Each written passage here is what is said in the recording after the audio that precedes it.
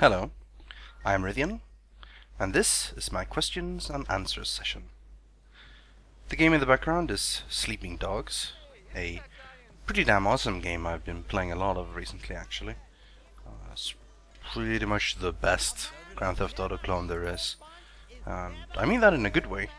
I don't think necessarily being a clone is a bad thing. Give it a shot, it's quite fun. I think Hannah's made a couple of videos on it so you can kind of get the feel on it if nothing but that. I'm not really doing any spoilers or anything, so don't worry. If you can keep watching, or you can just tab out and listen, I guess.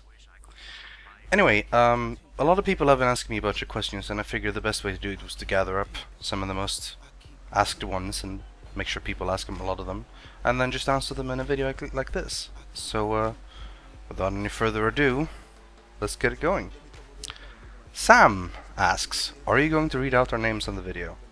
Yes, but only your first names. So, which will end up there. There's a couple of Sams and a few Andys and so on, but that's fine. That's fine. Harrison asks, why do kids love the taste of cinnamon toast crunch? Well, it's because the cinnamon and the toast combine in the mouth, and with the process of the saliva and the smell, it creates a sort of nerve function that convinces your brain that you are currently flying high, and therefore it tastes really well. Ethan asks, how did you get the name Rythian?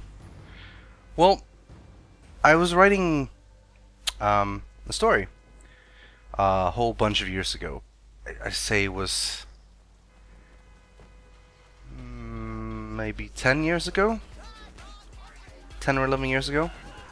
I was writing like a collaborative story with a bunch of people. A dark slash goth slash fantasy story with a bit of supernatural twist to it and Land of Darkness and stuff. Anyway, it wasn't amazing, but it was really fun at the time to write. And one of the people that wrote it created a character that had a bunch of different names, and one of his aliases was Rythian. And I didn't really think too much of it at the time, but when the Burning Crusade was released for World of Warcraft, I wanted to create a new rogue, a Blood Elf rogue, and I ended up naming him Rythian. Because at the time, I think my internet handle of choice was Phoenix, and well, number one, the problem with Phoenix is it's always taken absolutely everywhere, and number two, that wouldn't really fit as a character name. I always feel like you kind of have to have a name that fits a character, not really as a handle. So Rythian was just what I stuck with, and after I had that character name, that's what people started calling me, because that was my name, so people started calling me Rythian. So when I first started talking to people on Ventrilo and so on, in the Goon Squad guild, people called me Rythian. So at that point, I wasn't really using the Phoenix name anymore, and it basically became just Rythian, and that stuck from then on. And I think it's a much better name, and it's much rarer than Phoenix, and I can't really change it now, nor would I really want to. Anyway, that's pretty much the story for that. Ashley asks, how did you first join the Yogscast, and what was your first video with them? Well, I suppose it kind of flows into the thing I said before about being in the Goon Squad guild, because I was playing World of Warcraft at the time, and I had recently joined and started posting on the Something Awful forums, and they generally have like a couple of guilds for forum members there, and I played Horde at the time, and I was deciding if I wanted to make an Alliance character or Horde character, and I like Blood Elves a lot. I do like Blood Elves. I know they get a lot of flack, but I think they're pretty cool. So I ended up joining the Horde Goon guild. Goons are basically what forum members there are called. It's called Goon Squad, and that was basically the Horde version. The Alliance version of Goon Squad was called Ye Old Goon Squad, as you know, old English style. And the smart of you have figured out that Ye Old Goon Squad becomes Yogs. So I played mostly in the Horde guild. I had alts in the Alliance guild. I didn't play as much, but I still was. I was a member of Yogs for quite a while. I didn't really talk to Simon, Lewis, or Duncan or anything. Sips played in both the Horde guild and the Alliance guild at the time, and that was pretty cool. We didn't really know each other very well, but we were guild members. So, I mean, I knew they were existed and stuff. So, the very first time they put out a video, Lewis made a post on the Something Awful forums, just like, "Hey guys, look at what I did." Basically, that was the Kill Jaden video, I want to say. Or no, it was Caligos actually. Sorry, Caligos. And it was basically just him and Simon talking crap with Miris, who was the guild leader of Yogs at the time. Actually, still is up until a few weeks ago, I think, when he finally stepped aside and have been playing forever. And it was funny, and I thought it was cool, and I gave feedback and stuff, and I was basically there. One of the first quote-unquote Yognauts, or whatever. I didn't really consider myself that, because, he was just some guy that was in my guild. I didn't really consider him as like a YouTube star or anything. Because back then, I mean, he didn't get anywhere near the amount of views that they get today, so yeah, I was basically keeping tracks of the Yogscast for the longest time, while just doing other stuff, and then I think I had swapped guilds a couple of times, and then at one point I was like really bored and I wasn't playing WoW, but I was still watching the videos, and they posted they were gonna have a fan night or whatever with fans, and they're gonna play a bunch of games. Mainly it was gonna be Team Fortress 2. So they opened up like a public Ventrilo server and stuff, and invited a whole bunch of people on, and started to play a bit of Team Fortress 2. I remember I was running around healing Simon most of the time. I mostly play medic in Team Fortress 2, and Simon was playing a heavy. And they were talking a bit, and most of the other fans that were on were like really shy and really quiet, or they were weird, or had really horrible mics. So for the most of them, they didn't talk much, but I had a pretty good mic at the time, and I wasn't shy at all, so I talked a lot. And Simon and Lewis and Hannah, mostly at the time. Duncan was fairly quiet. Ravs was already there, and a few other people that aren't really around anymore. And as the night progresses, I started talking to them a lot, and we kind of got along pretty well. And then we started playing Heroes of New Earth, and at the time I was a fair bit better than pretty much all of them except Scott at the time, which is a friend of ours. And I had a bunch of beta keys left over, so I started inviting a bunch of Yognauts and stuff, which made people happy and so on. So, and then after the night was over, everything was cool, and I figured, oh, that was fun. And then as we continued, like I had added each other on Steam and so on, and I started getting invites to like, hey, come on, Vent, we'll play some on. Hey, come on, Vent, blah blah blah. And eventually we just, I just stuck around and we became friends. Then, like a long time later, as they started to do Cataclysm videos, I'd done some of my own, and Lewis and basically seeing that, okay, this guy knows how to make videos. So he said, you know what, we need to do some hunt videos, I think. Can you just make like a video of the newest hero, and we'll just talk about it, and then it'll be pretty cool. And I'm like, oh, okay, sure, why not? And that's basically how it started. The silhouette video was the first one I pretty much made. I made a video about silhouettes, edited together and stuff, and me and Lewis talked about it, and recorded it and commented and so on. And for the longest while I was basically the Hun guy. And then as we continued on, we were going to make some League of Legends videos at first, but none of us really liked the game a lot. In the first video we kind of made fun of most people who played it, which got some attention. But yeah, then eventually I just started making this stuff as well, and I got my own channel and so on. Still connected to Yogscast and so on, and boom, I was Yogscast Rythian from that point on. Sips asks, how is Babby formed? Well, they need to do away Insane Mother, who killed their babbies, because these babby can't frick back. It was on the news this morning. A mother in R, who had killed her 3 kids. They are taking the 3 babby back to New York to lady to rest. My parry are with the father, who list his children. I am truly sorry for your rots. Sam asks, what was your favorite games as a child? Prince of Persia was probably one of the first games I ever played, and I loved it.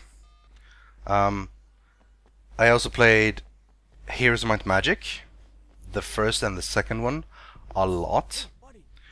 I played the early Final Fantasy games, Final Fantasy 1 and then 2 and 3, which was, of course, 4 and 6. I ended up having to actually import games from the US because they didn't come out in Europe, in UA. So I had to get like Final Fantasy 6 and I believe some of the game for the Super Nintendo, and I had to buy like an importer thing. You place down a PAL game and then place it in TSC game and so on. But it was pretty awesome. When I was about 7, 8, I thought that sport games were my favorite. I played a lot of NHL 94, track and field and so on. I thought, yeah, sports games, yeah, they're the best. And then I ended up playing, kind of on a whim, I just bought a game called Breath of Fire 2 for the Super Nintendo. And that basically just, holy shit, RPG games are the most amazing things. So that's what I started playing the most from that point on. Anything that was RPG, I loved. Secret of Mana, Final Fantasy, Terra Nigma, so many great games. Basically, that's mostly what stuck with me from that point on. RPGs are probably my favorite genre. Joseph asks, are there any more chances of any more Sipscasts? Yeah, there are. We've tried a few, but I don't know. A lot of people are really busy, and sometimes when we just chillax and talk, it's hard to know if we're actually recording or whatever. And sometimes it feels like, oh, that stuff we just talked about for 10 minutes, that was really funny, I wish I recorded that. But then sometimes I decide I'm gonna record all today and see if I can find something fun, and then nothing really awesome happens, or if it does, it's like in the middle of about 8 hours recording and I can't really find it very easily. So I'd love to though. Like Sipscast was really fun, and probably rename it to like the Awesome Cast or something now, because it isn't just Sips. But yeah. Elias asks, where in Sweden do you live? Well, I'm not gonna say exactly, but basically I live about half an hour out from Malmo, or Malmö as it's called in Swedish, which is the third biggest city in Sweden, and it's in the south part of Sweden. So yes, I'm from Skåne, and yeah. On that note, Nina and Alexander asks if I could speak a bit of Swedish, and sure, vi ska prata lite svenska. Och ni kanske tycker det är konstigt att jag pratar skånska, men det är bara att vänja sig vid det. Vi här nere, vi är coola vi också. Steve asks, do androids dream of electric sheep? No, they dream of goats. Ian asks, how many bears could you beat in a cage match? And I guess it depends on if I have any weapons and how big the bears are. But generally bears are pretty damn badass, so I wouldn't say too many. I'd say maybe 1 if I had proper weapons. 2 if I'm really lucky. No chance of beating 3, no matter how many weapons I have. I guess if I have guns I can maybe take them, but that wouldn't really count in a cage match. You'd assume I don't have many weapons in a cage match. So not many, really, at all. Bears are pretty badass. Samuel asks, what on heroes do I enjoy playing? Well, mostly when I play support, because we have more or less a 4 or 5 man team and we all kind of have our roles. Lou, not Lewis, but he's actually called Lewis, but it's a different Lewis. He's called Lou. Is usually playing the carry. Danny is usually playing solo or a mid player. As does Patrick, and then Bree tends to play the initiator. So normally I play a support. And as a support, I love playing Glacius, Empath, Riftwalker, and Witchslayer. I think those are pretty cool. Demented Shaman is pretty awesome too. But when I don't play support, I like to play Jeremiah, who's sort of supportish still, but you know, Accursed, Flux. Flux is a huge favorite of mine. Also, the newest hero Oogie is really fun. So, yeah, those are pretty cool. Hannah asks, yes, that Hannah, Rythian, why do you smell funny? And to you, Hannah, I can only say, that's just how a real man smells like. You just gotta get used to it. Jennifer asks, what do you do when you have free time? Excluding gaming, I guess. I read a lot of books. Fantasy books, mainly. Like, all the time. Like, I watch a bit of TV. I watch a lot of TV series and a little bit of movies, but I read a lot of books. Pretty much, I've read most of the fantasy series. Huge fan of A Song of Ice and Fire or A Game of Thrones for you guys who got introduced in the TV series. I've read Lies of Locke Lamora, stuff by Guy Gabriel Kay, the Night Angel trilogy, basically anything by Robin Hobb, mostly. Joe Abercrombie is amazing. Robert Wheel of Time series, although half those books should basically be eliminated because they really drag on. Anyway, tons of them. I love reading fantasy books. They're amazing. Keen asks, what's the meaning of life? The meaning of life, I'm actually going to answer this seriously, is to bring in more joy and happiness to the world than you take away. It is your job, as a human being, to make the world a better place. From the point where you were born until when you died, is your job to make the world a better place. Not necessarily something huge, although that would be awesome, but just if you make people happy and make them smile and treat them well, so they go on to have a good day, and if you have a good life yourself and have a good life, that's what it's all about. You don't need to go into religion or afterlife or anything, but the things you do have meaning, and that's the meaning of life. Andy asks, who's your favorite Yogscast member? It's like choosing among kids, but I don't know. Me and Sips always have a lot of fun whenever we talk. It's ever since this kid got born, he's been really busy, so we haven't really been able to hang out as much as I'd love to, and even this stuff, like professionally, video-wise, we haven't really been able to collaborate as much as I'd want to with other people, but I don't know. Sips is a really cool dude. He's genuinely extremely funny to be around. So, he might take that spot. I mean, I love all the other guys too. Duncan, Simon Lewis, Nilesy, Zoe. They're all awesome, but Sips is the man. Aaron asks, if you could have a superpower, what would it be, and why would you choose it? I've actually thought about this for quite a while, and I've come up with a pretty good answer. And my answer is supernatural luck. Basically, my superpower would be sort of a passive thing going around. I'm just really lucky. Like, things work out for me. Like, I can go into a casino and win not immense amounts of money, because that would just attract too much attention and make problems. Basically, I'd win good enough amount of money that I could just have fun with my life. I'd get good deals on things. I'd never really be in an accident. I'd be in the right place at the right time. Life would generally just go my way. Things would be awesome, and I would be lucky, and things would be cool. And because of the way the superpower works, wouldn't really be in a downside, because the downside would be unlucky or would be bad for me, and that wouldn't ever happen. So yeah, that would be my thing. Supernatural luck. Lena asks, have you ever been to Norway? Yeah, I have. Our family took a cruise over there for like a weekend. Walked around a bit in Oslo, and then basically went back to the ship and went back to Sweden. It was kind of fun. Corey asks, if your YouTube career somehow ended, what would you do in terms of occupation? I don't really know what I would do. I know what I'd like to do, and I'd like to be a writer.